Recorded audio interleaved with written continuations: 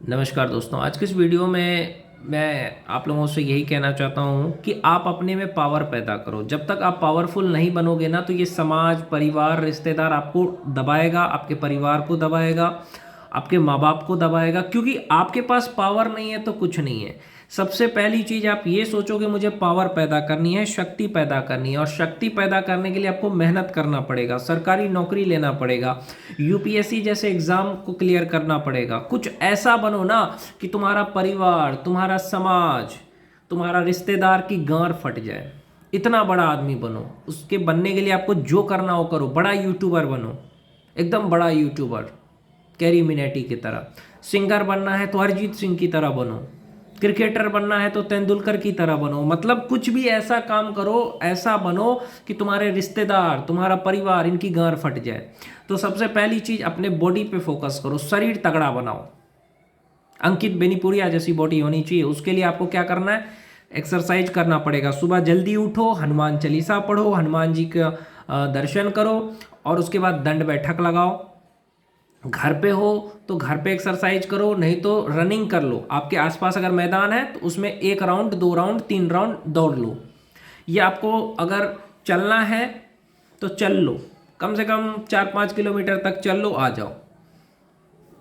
जितना चलोगे उतना मजबूत शरीर होगा, याद रखना। चलना जरूरी है, सुबह में और शाम में चलना जरूरी है। रनिंग करो तो और भी अच्छा है।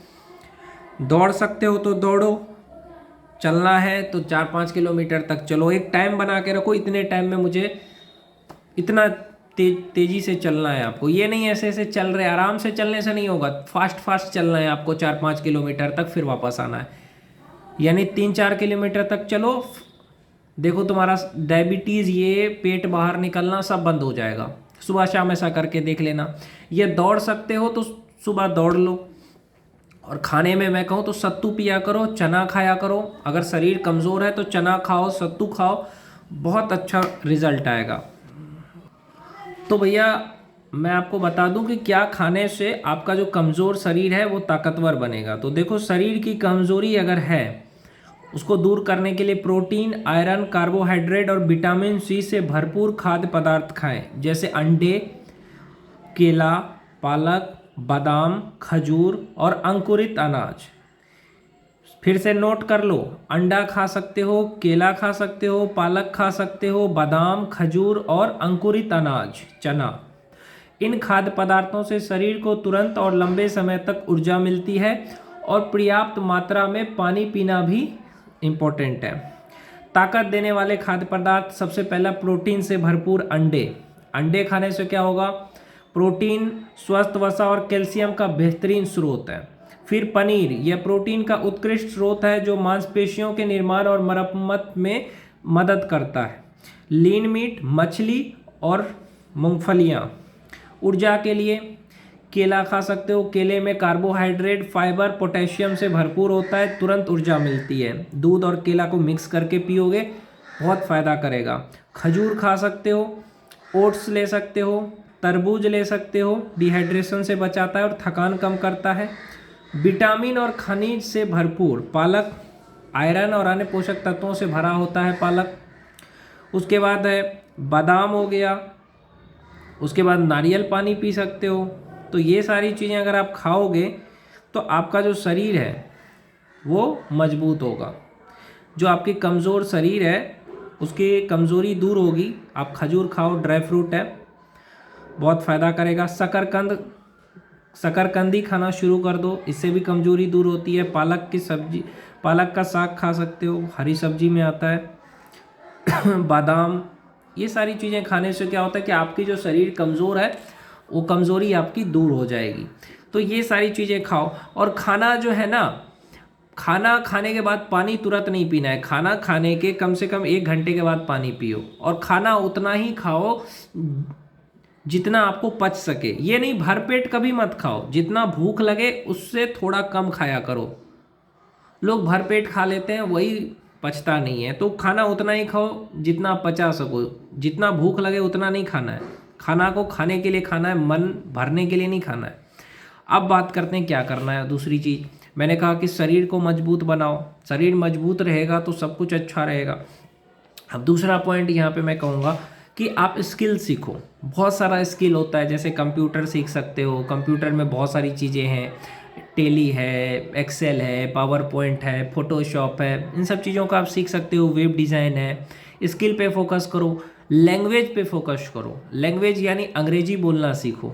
आजकल तो बहुत सारे ऑनलाइन आपको कोर्स मिल जाता है, 2000 3000 का कोर्स आता है, आप सीख सकते हो आराम से 60 दिन 90 दिन में ऑनलाइन सीख सकते हो। तो अंग्रेजी बोलना सीखो, कंप्यूटर सीखो, आईटीआई कर लो। आईटीआई का मतलब होता है कि आपको उसमें प्रैक्टिकली हर चीज़ सिखाया जाता है, तो आप आईटीआई कर सकते हो। डिप्लोमा कर सकते हो, 3 साल का होता है। तो जब आपके अंदर स्किल आ जाएगा तो आप किसी भी जगह पे नौकरी करके पैसा आराम से कमा सकते हो। अब बात करते हैं और क्या करना है। आपको अच्छे से इंजीनियरिंग करनी चाहिए, बीटेक करनी चाहिए, आईआईटी की तैयारी करनी चाहिए, नीट की तैयारी करना चाहिए, यूपीएससी की तैयारी करना चाहिए ज़िंदगी में एक बार। तो भैया पहले क्या करना है आपको, मैंने कहा कोई स्किल सीख लो, उसके बाद आप ग्रेजुएशन कर लो। आपका इंटरेस्ट है तो बीटेक कर सकते हो, साइंस में इंटरेस्ट है तो बीटेक कर लो, कॉमर्स में इंटरेस्ट है तो बीकॉम कर लो, आर्ट्स में हो तो बीए कर लो। लेकिन मैं अगर आपको सजेस्ट करूं तो बीटेक करना। तो आप अगर बीटेक करोगे तो आपको 4 साल का इंजीनियरिंग का डिग्री मिलेगा। तो पहले आपको 10th के बाद आईटीआई करना है, 2 साल आईटीआई कर सकते हो, ये 3 साल डिप्लोमा कर लो। तो डिप्लोमा के बाद अगर आप इंजीनियरिंग करते हो, डिप्लोमा के बाद अगर इंजीनियरिंग करोगे ना, तो डिप्लोमा के बाद इंजीनियरिंग 3 साल का ही होगा। या अगर आप 10th के बाद आईटीआई कर लेते हो तो 10th के बाद आईटीआई कर लेते हो तो फिर आपको बहुत सारे एग्ज़ाम है जिसको आप दे सकते हो, रेलवे के बहुत सारे एग्ज़ाम हैं। लेकिन आईटीआई के साथ 12th भी करो, ये याद रखना। क्योंकि देखो होता क्या है कि आप एक चीज़ करोगे तो आगे नहीं बढ़ पाओगे। जैसे आपने 10th पास करा, 10th के बाद आपने आईटीआई करा 2 साल का, फिर आपने 12th करा 2 साल का, तो कितना हो गया, 4 साल हो गए। फिर 12th के बाद आपने बीएससी करा तो वो भी 3 साल, या बीटेक करा तो 4 साल, आपको कितने हो गए, टोटल 8 साल लग जाएंगे। और अगर आपने डिप्लोमा करा, मैं कहता हूँ आईटीआई से अच्छा डिप्लोमा कर लो, क्योंकि आईटीआई उन लोगों के लिए है जो आगे पढ़ नहीं पाते हैं। जैसे आईटीआई उन लोगों के लिए जिनकी उम्र ज़्यादा हो गई है और जो आगे पढ़ नहीं सकते, तो उनके लिए आईटीआई चाहिए कि चलो 10th के बाद आईटीआई कर लिया, उससे आगे वो पढ़ने का उनके पास पैसा नहीं है, क्या करें। लेकिन डिप्लोमा अगर आपने कर ली तो आगे आप इंजीनियरिंग भी कर सकते हो। डिप्लोमा में आईटीआई से ज़्यादा चीज़ें सिखाई जाती हैं। तो ये चीज़ ध्यान रखना कि आपको स्किल सीखना है तो डिप्लोमा कर लो, डिग्री लेनी है बीटेक कर लो। अब आपके पास एक चीज़ और होनी चाहिए। आपको मैंने कहा पहले हेल्थ पे फोकस करो, क्या खाना है वो भी बता दिया। दूसरी चीज़ मैंने कहा स्किल सीख लो। तीसरी चीज़ मैंने कहा डिग्री हासिल कर लो।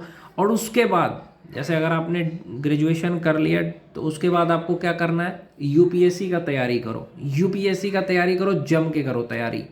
2 से 3 साल लगेगा तैयारी करने में, जी जान लगा दो। बस ये सोचो कि मुझे पूरी दुनिया की हवा निकाल देनी है। जिन लोगों ने आपके माँ बाप की बेइज्जती करी है, जिन लोगों ने आपके माँ को दिल दुखाया है, आपके बाप की बेइज्जती की है, चाहे वो आपके परिवार का हो, समाज का हो, रिश्तेदार हो, उनकी गांड फाड़ने के लिए, ये जिसने भी आपका अपमान किया है उसकी गांड फाड़ने के लिए आपको यूपीएससी की तैयारी जम के करनी चाहिए। बस 2 से 3 साल खुद को झोंक दो, यानी 2-3 साल खुद को डुबा लो उसमें।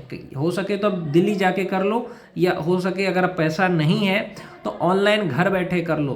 3 लाख रुपए लगेगा घर बैठे भी करोगे तो, और वहाँ जाके करोगे तो 5-7 लाख रुपए लग जाएगा अगर दिल्ली जाते हो। तो घर बैठे ही करो, लाइब्रेरी ज्वाइन कर लो, आपके आसपास लाइब्रेरी है वहाँ ज्वाइन कर लो, लाइब्रेरी जाके पढ़ो। आपको 17-18 घंटा आप पढ़ोगे 3 साल तक, तो आपका यूपीएससी में होने से कोई नहीं रोक सकता है। प्रीलिम्स निकालो, मेंस निकालो, आईएएस बनो। आईएएस बनने से क्या होगा, जो लोग आज आपका मजाक उड़ा रहे हैं, जो लोग आज आपको छोटा समझ रहे हैं, वो लोग आपकी सलामी करेंगे। कितना गर्व होगा आपको कि उन लोगों से आप सलामी करवाओगे जो लोग आज आपकी बेइज्जती कर रहे हैं। तो कुछ बनो लाइफ में। आईएएस नहीं भी बने ना, कोई भी सरकारी नौकरी, बड़े एग्ज़ाम की तैयारी करो, एसएससी सीजीएल निकाल दो, इंस्पेक्टर बन जाओ, दरोगा बन जाओ। नहीं होता इंडियन आर्मी में चले जाओ, आर्मी की तैयारी करना शुरू कर दो, सीडीएस निकालो, एनडीए निकालो, बड़ा यूट्यूबर बन जाओ, इतना बड़ा आदमी बन जाओ भाई कि जो दुनिया आज तुम्हें नीचा दिखा रही है उनकी औकात ना रहे, चाहे वो तुम्हारे घर वाले हो, बाहर वाले हो, कोई भी हो। या तो आप बाहुबली बनने की कोशिश करो, विधायक बनने की कोशिश करो, उसके लिए भी आपको शिक्षित होना जरूरी है। इसलिए मैंने कहा यूपीएससी की तैयारी करो, अगर नहीं भी होता है तो आप नेता बन सकते हो, विधायक बन सकते हो, मुखिया बन सकते हो।